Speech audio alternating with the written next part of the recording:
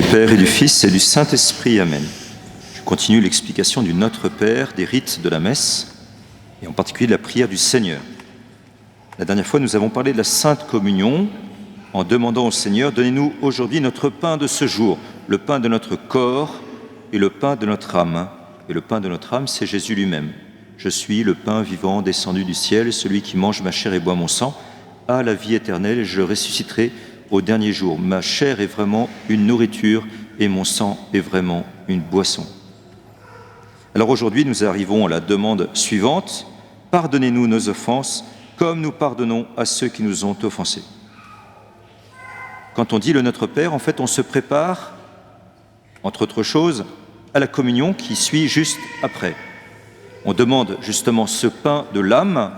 Je vais recevoir le Seigneur dans la communion, je prépare mon cœur, je demande au Seigneur sa miséricorde.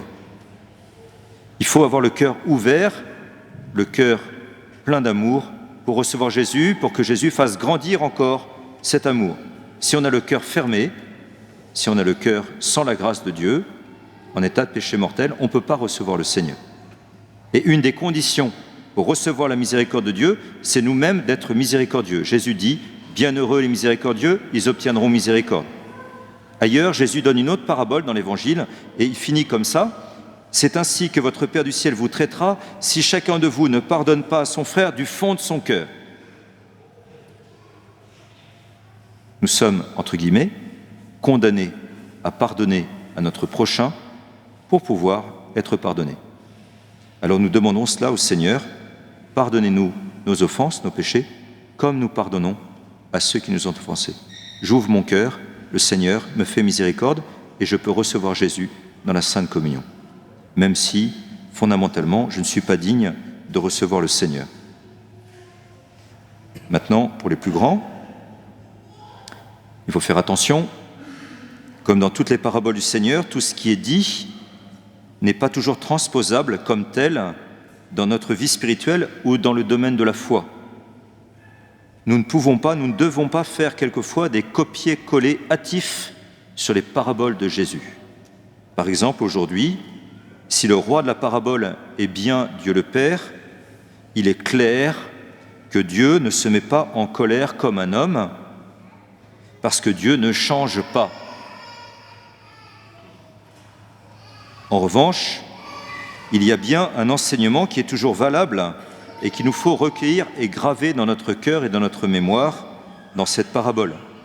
Alors quel est ce message ? Le voici.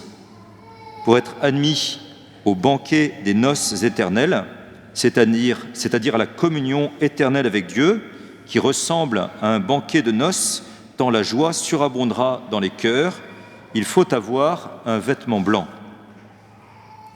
Alors, quel est ce vêtement blanc ? Ce vêtement blanc, c'est celui que nous recevons le jour de notre baptême. Je vous relis les paroles du rituel du baptême. Juste après le baptême d'eau et l'onction avec le Saint-Crème, l'évêque, le prêtre ou le diacre dit aux néophytes « Recevez ce vêtement blanc, puissiez-vous le porter sans tache jusqu'au tribunal de notre Seigneur Jésus-Christ, de manière à posséder la vie éternelle. » En d'autres termes, pas de vêtements blancs, pas de vie éternellement bienheureuse avec le Seigneur. Alors, comment faire par conséquent pour présenter ce vêtement blanc au tribunal du Seigneur au moment de notre mort ? Eh bien, il existe deux chemins. Le premier chemin, c'est de rester toujours fidèle au Seigneur par la grâce de Dieu, comme la petite Thérèse de Lisieux, à qui son confesseur Carme assure de la part du Seigneur lui-même qu'elle n'a jamais perdu la grâce de son baptême lorsqu'elle vient se confesser avant de faire sa profession perpétuelle.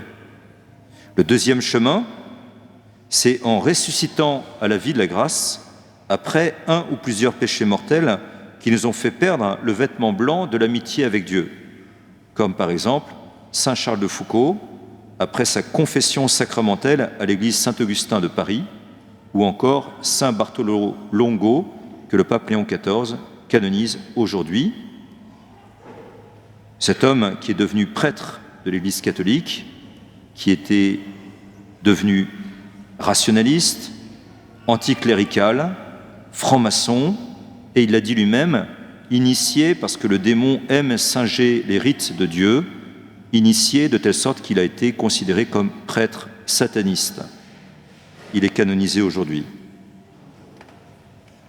Notez bien que même dans le cas de Sainte Thérèse de l'Enfant Jésus, pour présenter au Seigneur un vêtement blanc resplendissant de lumière, il faut passer par le sang de l'agneau immolé pour nos péchés.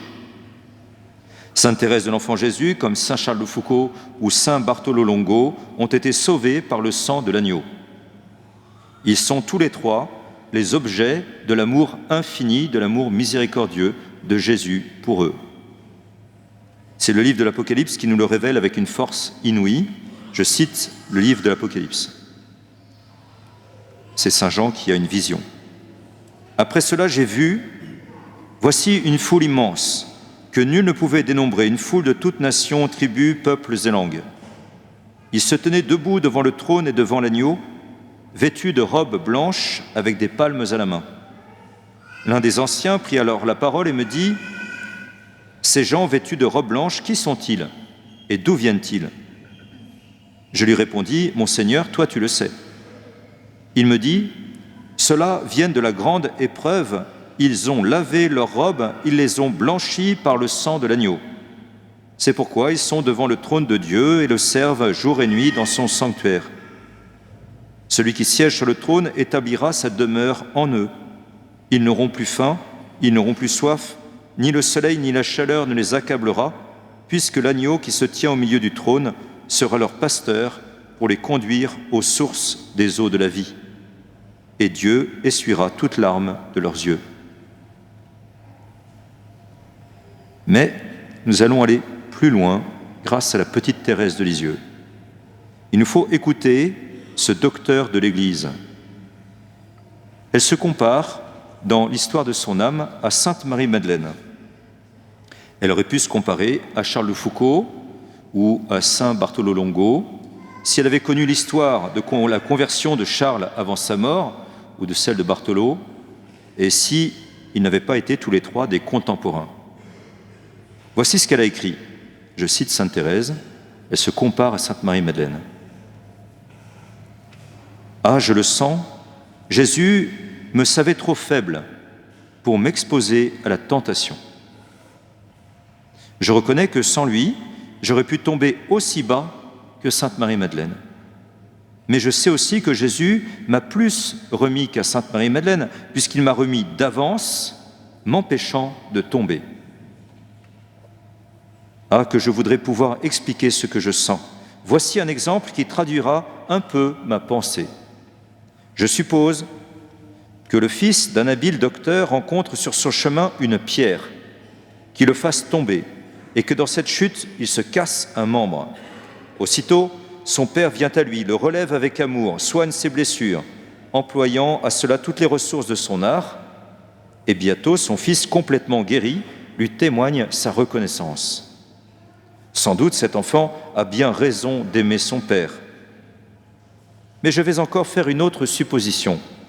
Le père, ayant su que sur la route de son fils se trouvait une pierre, s'empresse d'aller devant lui et la retire, sans être vu de personne. Certainement ce fils, objet de sa prévoyante tendresse, ne sachant pas le malheur dont il est délivré par son père, ne lui témoignera pas sa reconnaissance et l'aimera moins que s'il eût été guéri par lui. Mais s'il vient à connaître le danger auquel il vient d'échapper, ne l'aimera-t-il pas davantage? Eh bien, c'est moi qui suis cet enfant, objet de l'amour prévoyant d'un père qui n'a pas envoyé son Verbe pour acheter les justes, mais les pécheurs. Il veut que je l'aime parce qu'il m'a remis, non pas beaucoup, mais tout. Il n'a pas attendu que je l'aime beaucoup comme Sainte Marie-Madeleine, mais il a voulu que je sache comment il m'avait aimé d'un amour d'ineffable prévoyance, afin que maintenant je l'aime à la folie. J'ai entendu dire qu'il ne s'était pas rencontré une âme pure aimant davantage qu'une âme repentante. Ah, que je voudrais faire mentir cette parole. Magnifique petite Thérèse, docteur de l'Église. Vous le constatez, Thérèse se compare à Marie-Madeleine, comme elle aurait pu se comparer à Charles de Foucauld ou Bartolo Longo, prêtre sataniste. Elle s'émerveille devant la miséricorde de Dieu qui l'a préservée du péché en éloignant les pierres de la tentation. Elle aurait pu tomber comme Sainte Marie-Madeleine si elle avait été exposée aux mêmes tentations qu'elle. Ainsi dit-elle avec raison, elle ne peut aucunement s'enorgueillir d'avoir gardé la grâce de son baptême. Thérèse se sait sauvée par Jésus, blanchie par le sang de l'agneau, tout autant que Sainte Marie-Madeleine ou Saint Charles de Foucauld ou Saint Bartholo Longo. Voilà, mes bien chers frères et sœurs, notre vocation. Être trouvés revêtus du vêtement au moment de notre mort pour être admis au banquet du Fils du Roi éternel. Et pour cela, reconnaissons que nous sommes pécheurs, que nous avons besoin du baptême, du sacrement de pénitence et de réconciliation, et nous serons sauvés par Jésus, qui appelle toute personne humaine, mais qui ne contraint personne à entrer de force dans le banquet du Roi céleste. Ne jugeons jamais la personne de notre prochain, car nous ne savons pas à quelle tentation cette personne a été exposée, quelles difficultés cette personne a pu traverser dans sa vie. Soyons comme Sainte Thérèse devant Sainte Marie-Madeleine, ayons une charité qui ne juge pas les personnes, qui certes peut juger les actes, mais jamais les personnes. Enfin, souvenons-nous des paroles de Saint Augustin. Dieu qui t'a créé sans toi ne te sauvera pas sans toi.